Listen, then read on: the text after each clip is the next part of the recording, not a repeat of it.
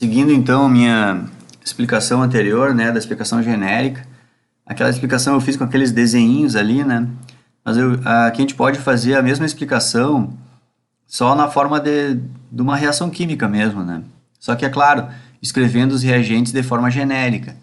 Então, como é que a gente escreve um ácido, digamos assim, de forma genérica? A gente coloca o íon hidrogênio, simbolizando que é esses íons aqui, os cátions H+, que vão sair do ácido, e o A simboliza que quando os íons H+, vão embora, todo o ácido vira um ânion, então por isso que tem a letra A aqui. Já a base, de forma genérica, a gente pode simbolizar com um M, simbolizando o metal, e os íons hidroxila, eles estão ali como OH. Então é por isso que, de modo genérico, a gente pode dizer que o ácido HA reage com a base MOH e aí forma o sal. Uma coisa que eu não tinha falado antes é que quando a gente escreve a fórmula química de um sal, a gente sempre escreve o cátion primeiro e depois o ânion, certo?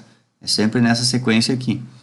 E aí o resto é a água, porque os íons H+ do ácido reagem com os OH- da água e formam com os OH- da base e formam a água. Aqui embaixo, o que eu fiz aqui? Ó? Isso aqui é uma dica minha, digamos assim, né? Um jeito mais fácil de vocês fazerem essas reações aqui. Imaginem sempre, a gente já estudou como é que reage ácido em água. As moléculas de água vão lá, arrancam os íons H+, e do ácido sobra só o ânion. Como é que reagem as bases em água? A gente coloca essas bases aqui, as moléculas de água separam os cátions dos ânions, e a gente tem o metal na forma de cátion, né, separado dos ânions OH-. No momento que vocês pensarem nisso, pensem que os íons H+ do ácido vão reagir com os OH- da base. E aí eles vão formar a molécula de água, o H2O. E aí o que vai sobrar aqui do ácido é o ânion. E o que vai sobrar da base é o cátion. Então, a gente tem atração eletrostática entre cargas opostas, e isso é uma ligação iônica. E aí se forma o sal.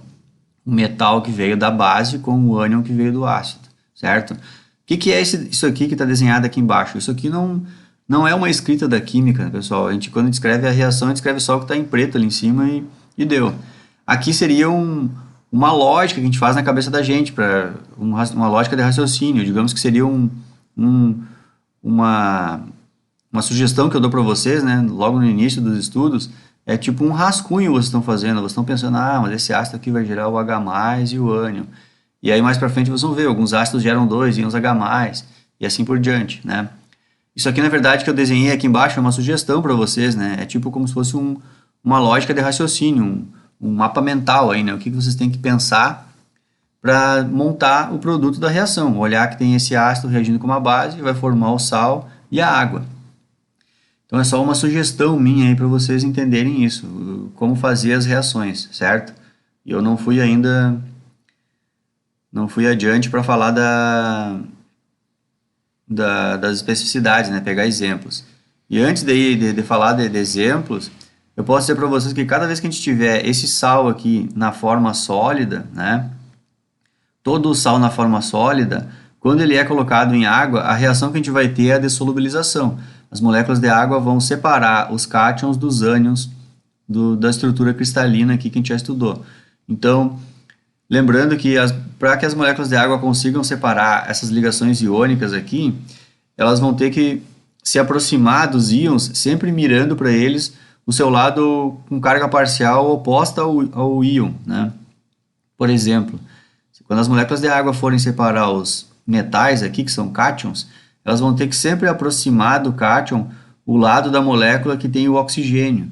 Porque, lembrem, o oxigênio é mais eletronegativo que os hidrogênios. Então, essas duas ligações covalentes aqui, a nuvem eletrônica é bem maior para o lado do oxigênio e bem menorzinha para o lado do hidrogênio. Isso faz com que esse lado da molécula, o lado do átomo do oxigênio, ele seja parcialmente negativo. E essa região da molécula aqui, a parte de baixo aqui, ela é parcialmente positiva. A gente já estudou isso também, certo? Então, um monte de molécula de água se aproxima do cátion, se orientando desse jeito aqui, ó, sempre mirando para o cátion o seu lado parcialmente negativo. E a mesma coisa a molécula de água faz, só que se orientando de forma invertida. Ela arranca os ânions da estrutura cristalina, mirando para os ânions dos seus hidrogênios, porque esse lado da molécula ele é parcialmente positivo. E isso dá uma atração, né, entre cargas opostas, porque o ânion é negativo. Então, o Aqui eu tenho, acho que eu copiei de algum lugar, isso aqui ficou, eu vou corrigir isso, peraí. Ficou um 2 aqui, né? Esse 2 aqui não tem nada a ver aqui. Deu um Ctrl C, Ctrl V ali e ficou. Deixa eu só arrumar aqui, tá. Bom, acho que... Ah, vou dizer de novo, né? Lembrem, esse sólido aqui, o sal na forma sólida, o Szinho quer dizer que ele está sólido, eles são estruturas cristalinas que a gente enxerga a olho nu, a gente enxerga pegando o sal aqui. Quando a gente coloca aquele sal em água, e a água faz esse fenômeno de solvatar os íons, né? Separar os íons, os cátions dos ânions, a gente percebe visualmente que o sal parece que sumiu. Não, ele não sumiu. Todos aqueles cátions e ânions que estavam na forma sólida que tu enxergava, eles ainda estão dentro da solução. Só que um cátion rodeado por moléculas de água e um ânion rodeado por molécula de água, tu não enxerga. E mesmo 1, 10, 1000, milhões de cátions rodeados por molécula de água, o nosso olho não enxerga mais. Então é por isso que a gente, visualmente, parece que eles não estão mais ali, né? Mas eles estão ali sim. Esses cátions ou ânions rodeados por moléculas de água, a gente chama isso de íon, íon hidratado, certo? Também conhecido assim na química, o íon hidratado. Tá? Deixa eu ver aqui se eu não esqueci de nada, acho que não, né? Acho que agora então na próxima tela a gente já vai começar então a estudar as especificidade dos sais, né? As classificações deles, né? A gente viu que tem ácido neutro, tem sal neutro, sal ácido, sal básico e assim vai, certo? Então eu vou, antes de começar a explicar, eu quero chamar a atenção, porque o primeiro exemplo que eu vou pegar, até posso adiantar minha tela aqui, ó. Meu primeiro exemplo eu vou começar pelos sais neutros. Depois eu vou falar dos sais ácidos, sais básicos, bem naquela sequência que eu tinha mostrado antes para vocês. Só que aí tem um detalhe. Eu quero deixar bem explicado aqui. Esse nome sais neutros, ele tem assim, ó, ele pode dar a entender uma ideia errada. Primeiro, vou dizer para vocês. Neutro pode dar uma ideia de que se tu colocar ele não vai reagir com ninguém, tá? Então já vou dizer para vocês que não tem nada a ver. Então esse neutro ele não quer dizer que é um sal que não reage com ninguém. Não, esqueçam isso. Tá? Vocês podem até colocar ele numa determinada reação e não reagir, beleza? Mas ele não é isso. Então essa palavra neutro não quer dizer que ele não vai reagir com ninguém. E outra, sais neutros pode dar a ideia para vocês de que seja um sal que tu coloca em água e ele não altera o pH da solução. Então, também não é, entenderam? Então, até pode até ser, tu colocar o sal e não alterar o pH da solução, mas não quer dizer que é, certo? Então, da onde que veio essa palavra neutro, então, né? Que eu acho que ela é bem ruinzinha, mas tudo bem.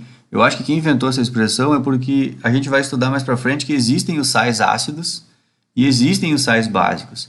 E aí vocês vão ver que esses sais neutros, eles são diferentes daqueles os que são ácidos e os que são básicos. Eu acho que veio daí a nomenclatura, né? Então, como ele não é nem ácido nem básico, se colocou o nome sal neutro. Só que a palavra neutro, né, ela sugere outras coisas, né? Então, por isso que eu quero chamar a atenção aqui para vocês, tá? Aprendam o que é o sal neutro, acho que bem tranquilo aqui, não se assustem. Vocês vão ver o que é o sal neutro e ponto final, tá? Só não fiquem martelando muito nessa palavra neutro, aí, senão vocês podem tirar conclusões erradas. Aí é um baita pega-ratão para quem estudou meia boca aí para a prova, né? Então o professor dá uma frisada muito nessa palavra neutro aí tu vai embora. E aí tu já erra, já. É bem fácil escrever um texto aí frisando muito o neutro do sal ali e tu já marca errado a questão lá. Pessoal, então aqui eu fiz uma explicação aqui ó, bem rápida para fazer o seguinte, ó. Os sais, a gente já viu que eles são originários de... Vocês podem ver que eu peguei a mesma reação da tela anterior, ó, tá aqui, ó. Todo sal ele é formado por ácido e por base. Então eu escrevi de forma genérica aqui, o ácido e a base, certo? Todos. Só que quando um sal é formado, que são esses sais neutros aí, eles podem ter sido formados em 4 combinações diferentes. Existem 4 possibilidades de formar um sal. Olhem comigo aqui, ó. O sal ele podia ter sido formado por um ácido forte e uma base forte, beleza? Ele podia ter sido formado por um ácido forte e uma base forte. Só que esse mesmo sal, ele podia ter sido formado por um ácido forte, mas a base era fraca. Ué, pode ser, não tem problema nenhum.